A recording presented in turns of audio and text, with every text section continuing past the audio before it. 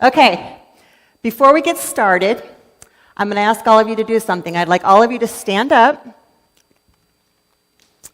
And now I'd like you to move to a different row in the room to sit. I don't care which row, just pick a different row. And then you can be seated in your new spot.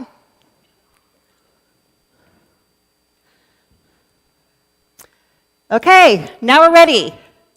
So I suspect some of you had different emotions about that exercise. Some of you said, yay, I get a new seat. Some of you said, who is this woman and why does she think we need to move chairs? Surprisingly, I don't think any of you said I'm not doing it, although that would have been an option.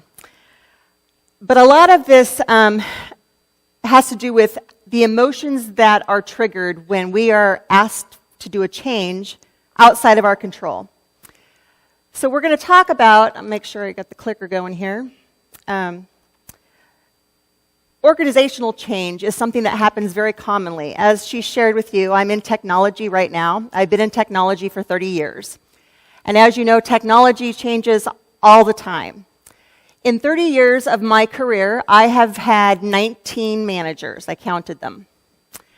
Of those 19 managers, only 7 were ones that I chose to seek a different opportunity or a different position. That means 12 of them were ones that I was part of a reorganization of some sort. So there's a lot of reasons that reorganizations occur. Sometimes a corporate merger could happen, putting 2 teams together that do the same thing, and now you have to consolidate processes, procedures.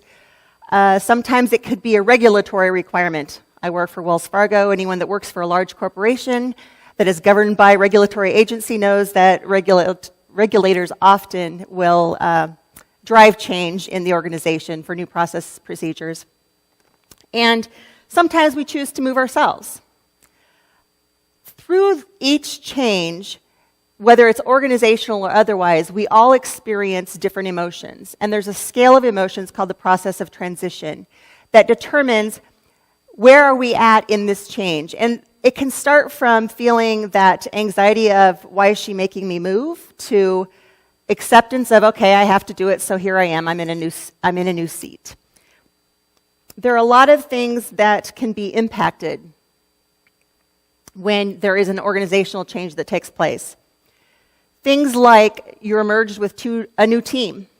So now you have a team member, and this is really common if you're part of an acquisition or a merger. You might be put in a new team that now you know that because you're going to try to reach some additional efficiencies, that some team members might not have their jobs once the merger is completed. Very common to have fear and anxiety during that. And so a lot of times now you're having to adjust to new team members. Are those team members being protective of information so that they're the ones that get to stay around? That's not an uncommon behavior. Sometimes you'll go through an organizational change where you now have a new manager. As I mentioned, I've had 19 managers. And when that happens, every manager in the entire world, I would suspect, because I've had 19 of those entire world people, has a different style. And no matter what company you work for, you could work for the exact same company and move from one manager to another, and they're going to have a different style. You might have a manager, and I'll just give you some examples of styles that I've experienced over my years. You might have a style of a manager who wants to analyze every single thing you do, wants to know how you did it, when are you going to deliver it. We often refer to them as a micromanager. You might have a manager on the other spectrum who says, just do your job, I'll check in with you once in a while, and they may never actually talk to you and just enable you to completely do your job and completely unengaged.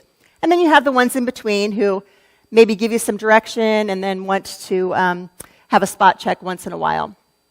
So when you change from a management style, and this can apply to an organizational realignment, or it could be you change jobs, and now, even if it's at the same company, or if it's a different company, that manager may have a different style.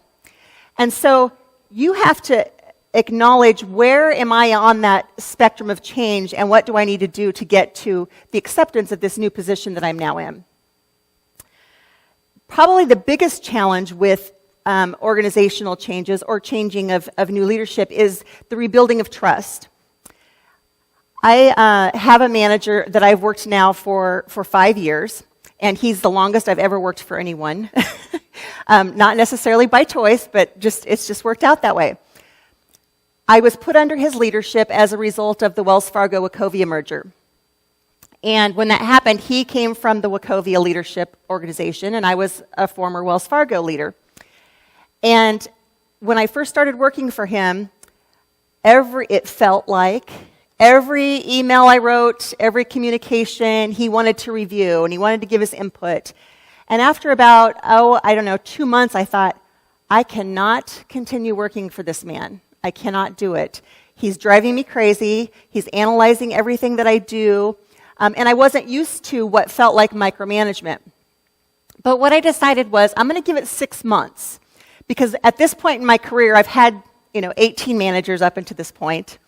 And so at this point, I thought, I know enough to know that when you transition to a new manager, it takes time to build that trust, to understand the styles. So after about 6 months, which is, I think, is I give that the market point of when you experience getting to know each other and building a relationship in the working environment, about 6 months, you're going to know what is our go-forward relationship going to be like. So I would say at about 4 months, that behavior changed. And what I knew from my past experience was that when you get a new manager, they have to learn your style. It doesn't matter that I've been in the industry and I've been doing this for 25 years. He doesn't know me, and I don't know him. So what felt like micromanagement was really developing that relationship of understanding me as an employee. What am I capable of? What can I do? And also for me, it was understanding him, learning what expectations does he have of his team members, and how can I deliver to make him successful. So as I mentioned, I've worked for him for 5 years now, so obviously it worked out very well. And I had to recognize that just because this moment in time, this immediate change did not feel comfortable, it did not feel like the permanent, I can't do this kind of relationship forever. I can't have someone looking over my shoulder and giving me that kind of input. Also, what I learned was he was figuring out how to develop me as a leader. He wanted to know what were my flaws. And part of that questioning me was figuring out what my flaws were, because as we know, none of us are perfect.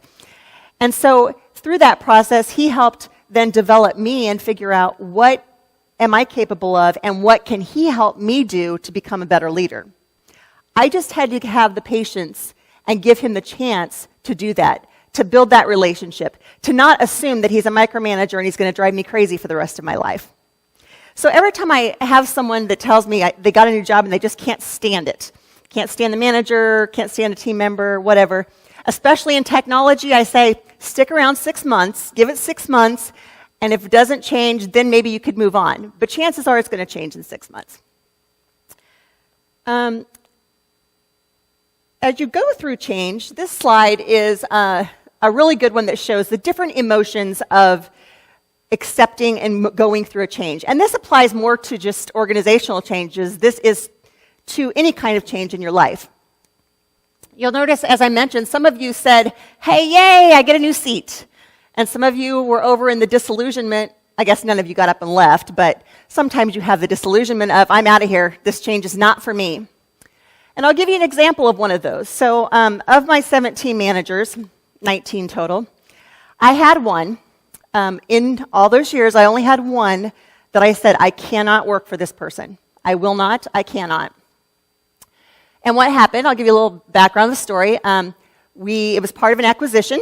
We acquired another organization, and the leadership was brought in, and my boss calls me into his office.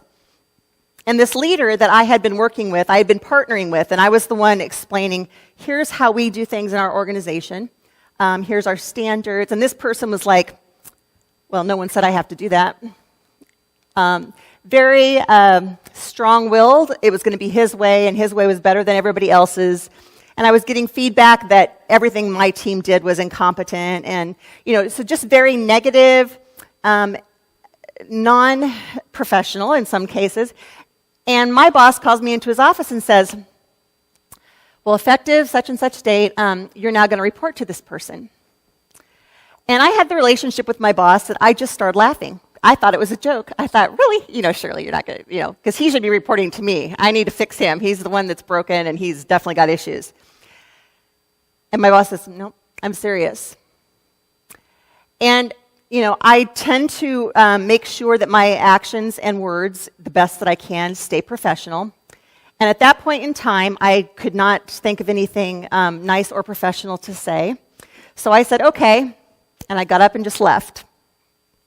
Went home and called my husband, and I said, can we afford the mortgage if I walk out of the doors right now? My husband said, no.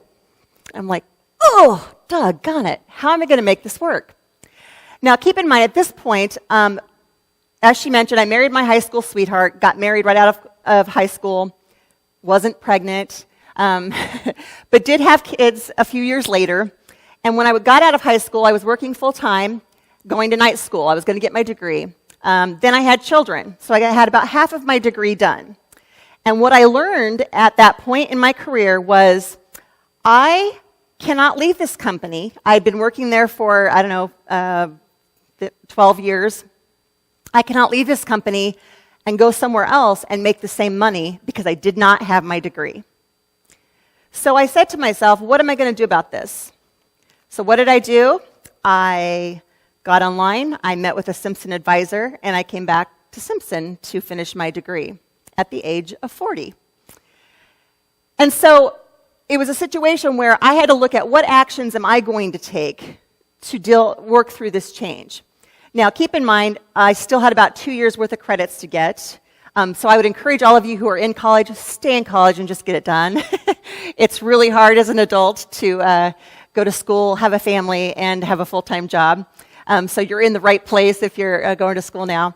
But I knew it was going to take 2 years. Fortunately, before I even finished my degree, I got a different position in the company. So it takes a while. But the bottom line is, no matter where you are on this spectrum of change, if you don't reach the point of acceptance, doesn't mean you have to like the change, doesn't mean you have to agree with it, but if you don't reach the point of acceptance, you will not succeed. That's the bottom line. You will continue to struggle. It may be personal. It may be frustrating. I've had team members who just said, I just don't like them, and I'm not going to make this work, and just complete disillusionment, but not ready to leave. And sometimes you have to say, if you can't accept it, then you have to take the action. What am I going to do to make things different? And that applies to life changes as well. We have life changes all the time that come on us that are outside of our control. So what are we going to do to make it different? So there's several things we can do. If I can get my slide to advance. Or not. Oh, there we go. So the first thing is a change is presented, whether it's organizational or otherwise, and you say, what part of this change is within my control? First of all, if I chose to switch jobs, I need to be willing to give it a chance. I need to be willing to look at the factors around me to say, is this something that I want to do long term? Is this something that I have a say in? Is it something that I have no control over? And oftentimes in organizational changes, we have no control. Of those 17 times, I had no control of who was going to be my next boss. And I had to just look at the situation and say, okay, what is my part in it, and how can I make this successful?